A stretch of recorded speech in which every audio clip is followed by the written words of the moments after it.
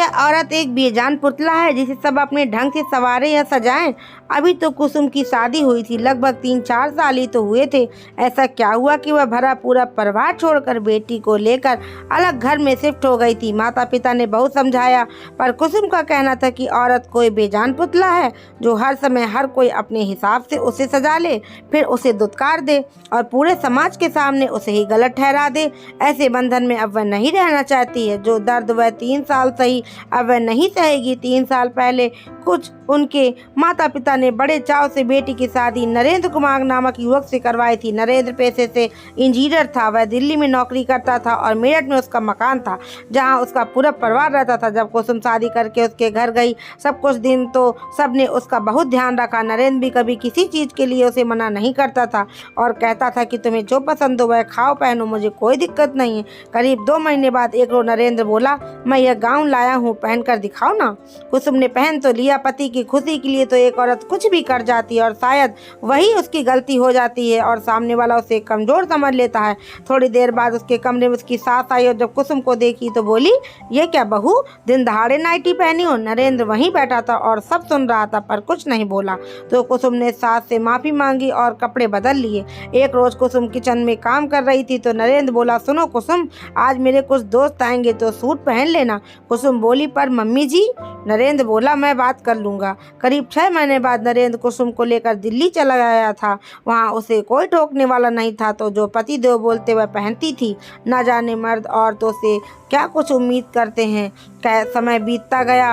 एक रोज कुसुम ने हल्के गुलाबी रंग की साड़ी पहनी थी तो नरेंद्र बोला, ये कैसे फीके रंग की साड़ी पहनी, उसे खोल कर कुछ और पहन लो।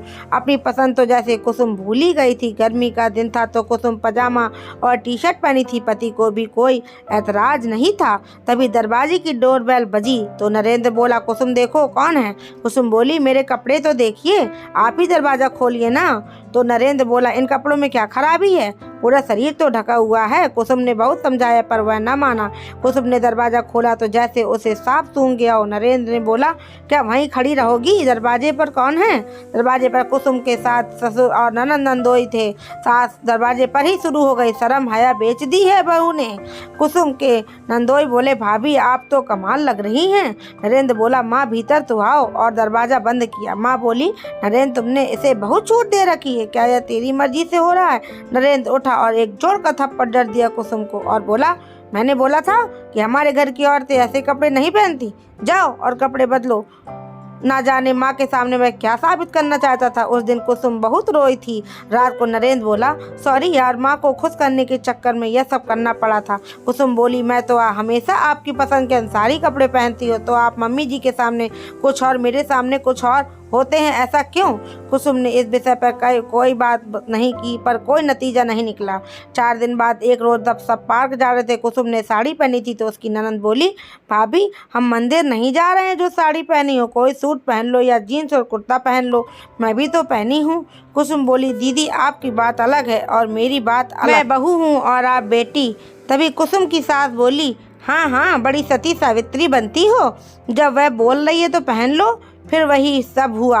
सब ने अपनी पसंद कुसुम पर ही थोप दी। करीब 15 दिन बाद सब चले गए तो कुसुम को थोड़ी शांति मिली, पर उसी परिवेश में रहने के कारण नरेंद्र भी उसी मानसिकता के हो गए थे जिसे बदलना मुश्किल था। 2 साल के बाद कुसुम को एक बेटी हुई तो कुसुम ने अपने सारे शौक उस पर पूरे करती थी, पर जब भी उसके ससुराल वाले आते थे या वह ससुराल जाती थी, बच्ची पर भी ससुराल वाले अपनी पसंद थोपने की कोशिश करते थे। कुसुम की बेटी का पहला जन्मदिन था। कुसुम ने बेटी को बैकलेस ड्रेस पहनाई और खुद भी एक सूट पहने और साइड दुपट्टा लिया, क्योंकि ससुराल वाले भी आए थे और गेस्ट भी आ रहे थे। कुसुम की सास बोली, बहू दुपट्टे का क्या काम होता है, ठीक से लो।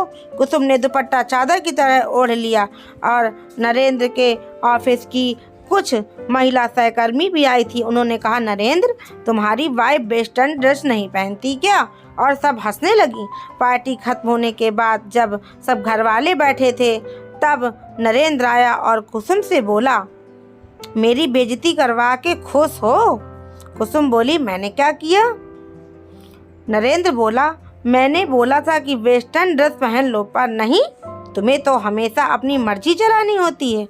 कुसुम ने बोली, पूरा परिवार था वहाँ, मम्मी जी और पापा जी भी थे वहाँ, तो मैं कैसे?